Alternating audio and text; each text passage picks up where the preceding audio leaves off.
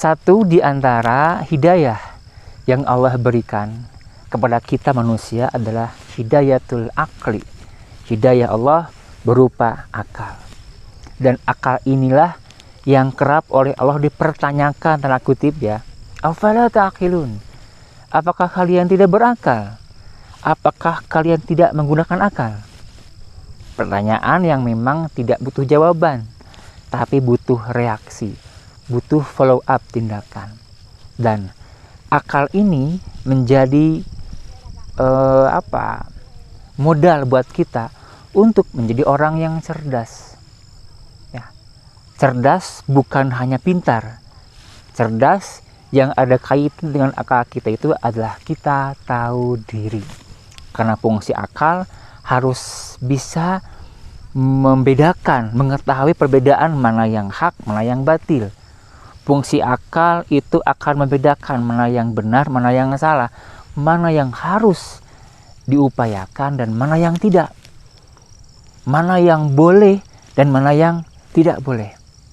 Nah, maka ketika kita menjadi atau harus jadi orang yang cerdas, karena kita diberi oleh Allah akal, hidayatul akli, maka kita implementasinya atau manifestasinya adalah kita harus tahu diri.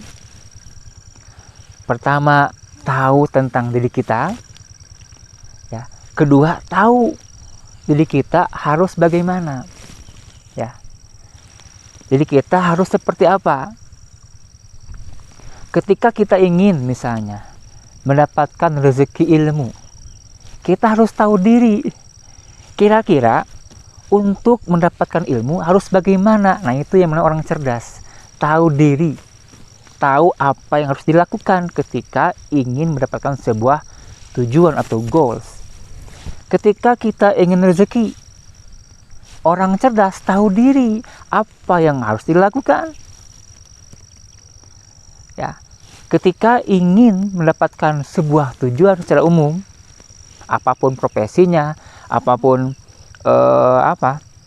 siapapun orangnya gitu ya, bagaimanapun latar belakangnya, ketika dia punya sebuah tujuan, maka orang cerdas tahu diri apa yang harus dilakukan untuk mencapai tujuan tersebut.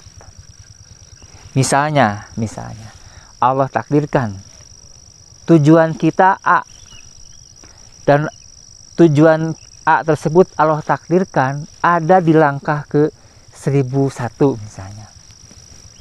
Maka orang cerdas tahu diri. Ketika tujuan, goals, impian Allah tetapkan, Allah simpan di langkah ke 1001, maka orang cerdas akan melangkah selangkah.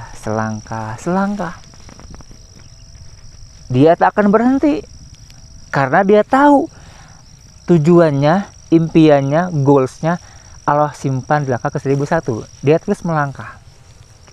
Dan dia akan berhenti hanya pada dua kondisi. Pertama, berhenti ketika mendapatkan rintangan, hambatan, tantangan.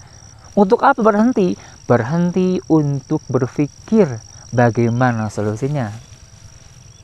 Kemudian dia melangkah kembali, melangkah terus sampai tiba di langkah ke 1001.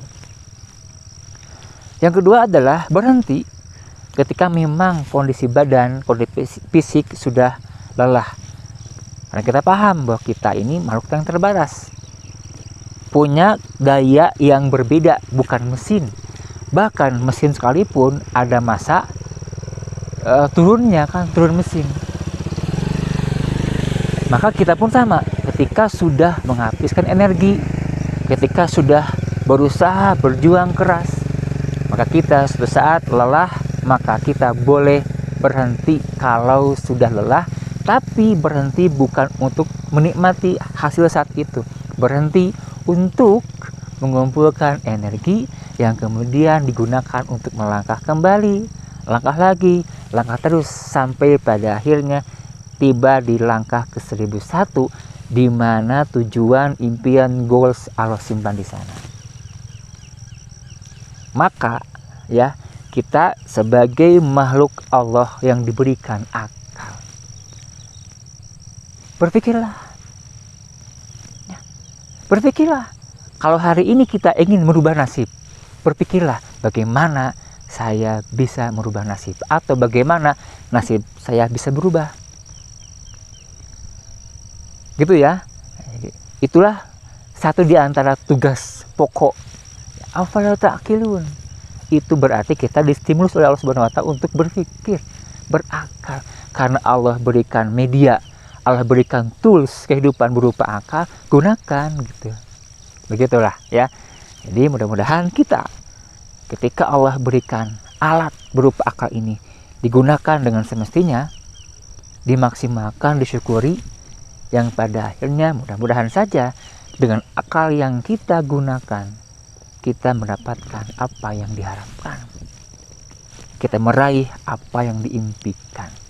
Tujuan hidup dunia akhirat bisa kita raih dengan wasilah hidayatul akli, hidayah Allah berupa akal untuk kita. Terima kasih. Assalamualaikum warahmatullahi wabarakatuh.